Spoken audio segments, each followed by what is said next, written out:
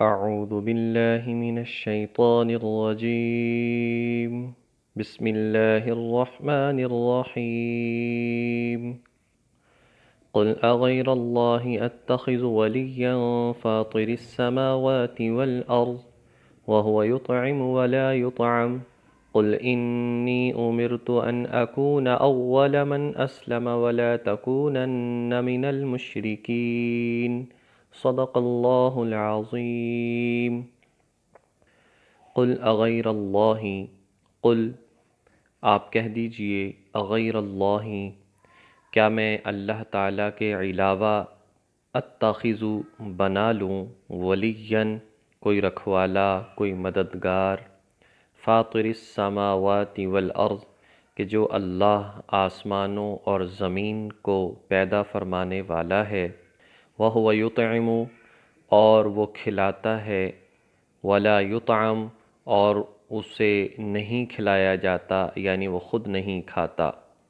قُلْ إِنِّي أُمِرْتُ آپ کہہ دیجئے کہ بے شک مجھے امرت حکم دیا گیا ہے، ان اکونا یہ کہ میں ہو جاؤں، اولا پہلا، من اسلم مسلمان یہ کہ میں ہو جاؤں اول من اسلم مسلمانوں میں سے پہلا، ولا تکونن من المشرکین اور تم مشرکوں میں ہرگز شامل نہ ہونا، ولا تکونن اور ہرگز تم نہ ہونا، من المشرکین مشرکین میں سے۔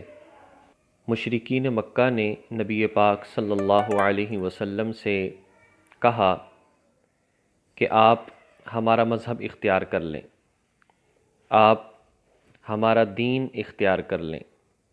تو نبی پاک صلی اللہ علیہ وسلم نے فرمایا کہ ایسا نہیں ہو سکتا۔ انہوں نے کہا کہ آپ کچھ عرصے کے لیے کر لیں، ہم ہمیشہ آپ کے رب کی عبادت کریں گے۔ تو حضور علیہ الصلاۃ والسلام نے فرمایا کہ کیسی بات کرتے ہو، میں ایک لمحے کے لیے اللہ تبارک و تعالیٰ کی ذات گرامی کو چھوڑ کر کسی اور کی عبادت کے بارے میں سوچ بھی نہیں سکتا۔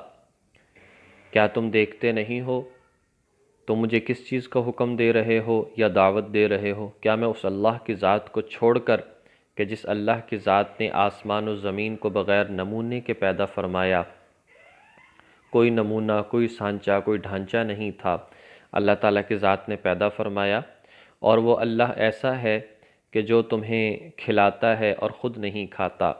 گویا کہ بتایا کہ اللہ تعالیٰ ہی خالق ہے اور اللہ تعالیٰ ہی رازق ہے۔ تم مجھے یہ بتاؤ کہ جن بتوں کی طرف مجھے دعوت دے رہے ہو، انہوں نے کس چیز کو پیدا کیا یا یہ کس کو کھلاتے ہیں؟ تو ایسا بلکہ تم جا کر ان کے نام کی قربانیاں کرتے ہو اور ان پر چڑھاوے چڑھاتے ہو اور کھانے اور دیگر چیزیں جو ہیں ان پر ڈال کر آتے ہو، لہٰذا یہ بات تو درست نہیں ہے، میں اس کو ماننے والا نہیں ہوں۔ قل انی امرت مجھے تو یہ حکم دیا گیا ہے کہ میں پہلا مسلمان ہو جاؤں۔ نبی پاک صلی اللہ علیہ وسلم جو امت آخرہ ہے یعنی آخری امت جو ہے، یہی امت محمدیہ، اس کے پہلے مسلمان ہیں۔ سب سے پہلے آپ ہی، ظاہری بات ہے، آپ ہی کلمہ پڑھنے والے تھے، آپ ہی اللہ کے نبی تھے، آپ ہی مسلمان تھے، آپ ہی نے اس دعوت کو آگے پھیلایا، اور آپ ہی سب سے پہلے جو شریعت اتری اس پر عمل کرنے والے، کہ آپ نے عمل کیا تو آپ کو دیکھ کر صحابہ نے عمل کیا۔ تو ابتداً آپ ہی اسلام لانے والے گویا کہ پہلے مسلمان ہیں، اور آپ ہی جو ہیں پہلے عمل کرنے والے ہیں۔ گویا کہ سب اسلام لانے والوں کا اجر آپ کو مل رہا ہے، اور اسی طریقے سے سب جو ہے عمل کرنے والوں کا اجر جو ہے وہ آپ کی ذات گرامی کو مل رہا ہے۔ قل انی اخاف ان عصیت ربی عذاب یوم عظیم، قل کہہ دو انی اخاف میں ڈرتا ہوں، مجھے خوف ہے، مجھے ڈر ہے، ان عصیت کہ اگر میں نافرمانی کروں ربی اپنے رب کی، عذاب یوم عظیم تو بڑے دن کا عذاب کا مجھے خوف ہے، کہیں ایسا نہ ہو کہ قیامت کے دن کا عذاب مجھے آ پکڑے۔ ظاہر ہے کہ حضور نے تو کہاں سے نافرمانی کرنی تھی، لیکن امت کو یہ بات سمجھا دی کہ یاد رکھو کوئی بھی گناہ ہے اس کا آخرت میں انسان سے حساب لیا جائے گا، لیکن جہاں تک تعلق ہے شرک کا، جس کی دعوت وہ دے رہے تھے، اللہ کو چھوڑنے کی دعوت دے رہے تھے، یا اللہ کے ساتھ کسی کو شریک ٹھہرانے کی دعوت دے رہے تھے، یہ تو ذرہ برابر بھی جو ہے اس کی معافی نہیں ہے۔ ان اللہ لا یغفر ان یشرک بہ ویغفر ما دون ذلک لمن یشاء، اللہ شرک کو معاف نہیں کرے گا۔ جب معراج کا موقع تھا، اللہ تبارک و تعالیٰ نے 3 انعام نبی پاک صلی اللہ علیہ وسلم کو دیے۔ نمبر 1 5 نمازیں، نمبر 2 کہ آپ سورۃ البقرہ کی آخری 2 آیتیں للہ ما فی السماوات و ما فی الارض آمن الرسول، یہ آیات جن کا موضوع دعا ہے، اور اسی طریقے سے نمبر 3 کہ آپ نے اپنی امت کے بارے میں کہا تو فرما دیا گیا کہ اگر کوئی مشرک نہ ہوا تو اسے ضرور بخش دیا جائے گا، بس شرک نہ ہو، مشرک نہ ہو اور کافر نہ ہو۔ لہٰذا یہ بتا دیا کہ اگر کسی نے شرک نہیں کیا اس کی بخشش لازمی طور پر ضرور بالضرور ہو جائے گی۔ اور اسی طرح 7ویں پارے میں ارشاد فرمایا، آگے چل کر ہم یہ بات پڑھیں گے کہ بتا دیا اگر انبیاء علیہم السلام بھی وَلَوْ أَشْرَكُوا لَحَبِطَ أَعْمَالُهُمْ شرک کریں گے تو ان کے اعمال ضائع ہو جائیں گے، ساری نیکیاں ضائع ہو جائیں گی۔ ظاہر ہے کہ انبیاء نے یا یہاں پر نبی پاک صلی اللہ علیہ وسلم نے کہاں غیر اللہ کی اتباع کرنی تھی، لیکن ہمیں گویا کہ سمجھایا کہ اگر ہم ایسا کریں گے ہمیں اللہ کے عذاب سے ڈرنا چاہیے۔ من یصرف عنہ یومئذ فقد رحمہ، جس کسی شخص سے من یصرف جس سے ہٹا دیا گیا عنہ اس شخص سے یومئذ اس دن فقد رحمہ تو بے شک بڑا رحم اللہ پاک نے اس پر فرمایا۔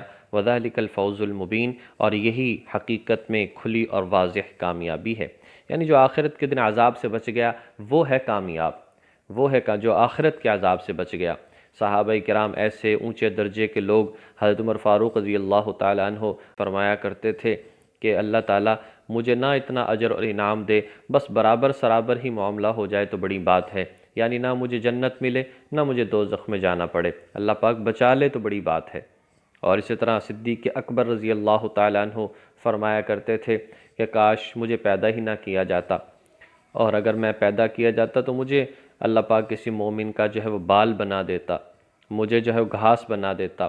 ایک جانور کو دیکھا چرتے ہوئے تو بڑا رشک کیا کہ دیکھو تم یہاں پر رہتے ہو، چرتے ہو، پھرتے ہو، اور پھر جو ہے تمہیں آخرت میں تم سے کوئی حساب نہیں۔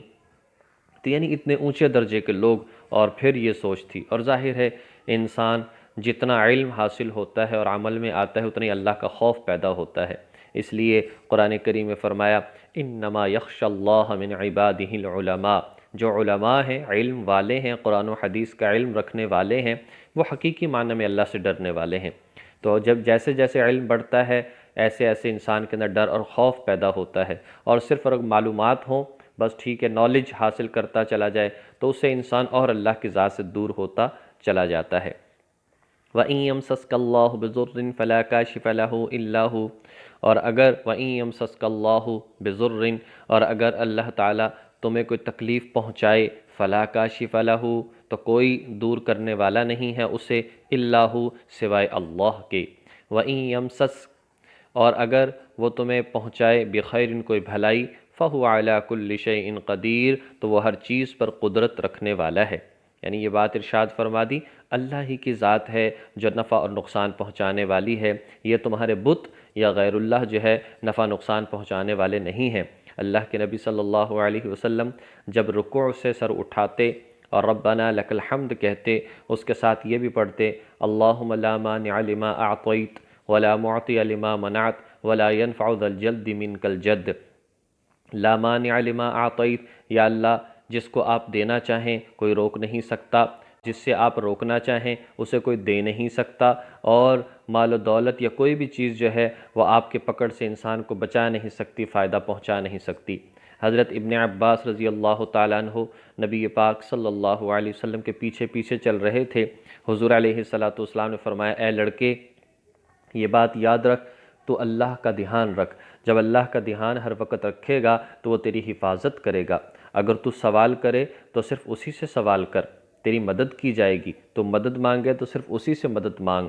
اور اسی طریقے سے اگر ساری دنیا نقصان پہنچانے پر جمع ہو جائے لیکن وہ اللہ تجھے فائدہ پہنچانا چاہتا ہے تو تجھے کوئی چیز نقصان نہیں پہنچا سکتی۔ اور اگر اللہ تجھے نقصان پہنچانے کا ارادہ کر لے، ساری دنیا کی مخلوقات مل کر تجھے اس نقصان سے بچانا چاہے تو وہ نقصان سے تجھے نہیں بچا سکتی۔ اس لیے اللہ کی ذات پر کامل توکل اور بھروسہ رکھ۔ وَهُوَ الْقَاهِرُ فَوْقَ عِبَادِهِ، اور وہ اپنے بندوں پر مکمل اقتدار رکھنے والا ہے۔ وَهُوَ الْقَاهِرُ، اور وہ مکمل تسلط رکھنے والا ہے، فوق عبادی، اپنے بندوں پر۔ وَهُوَ الْحَكِيمُ الْخَبِيرُ، اور وہ حکیم بھی ہے، ہر بات سے باخبر بھی ہے، پوری طرح نظام کو چلاتا ہے، فوراً پکڑ نہیں کرتا۔ کسی کو کتنا دیا، کسی کو کتنا دیا، کسی کو امیر غریب بنایا، کسی کو کیسا بنایا، کسی کو گورا، کسی کو کالا، کسی کو کہاں پر پیدا کیا، کسی کو کہاں پر، کسی کو کس زمانے میں، کسی کو کس زمانے میں۔ تو یہ اللہ پاک کی حکمت ہے۔ ہمیں تو یہ دیکھنا چاہیے ہم جس حالت میں ہیں اس وقت ہم پر شریعت کے کون سے احکامات لاگو ہوتے ہیں اور ہم کتنا عمل کر رہے ہیں، بس یہی ہم سے حساب کتاب کیا جائے گا۔ اللہ پاک ہمیں توفیق عمل نصیب فرمائے۔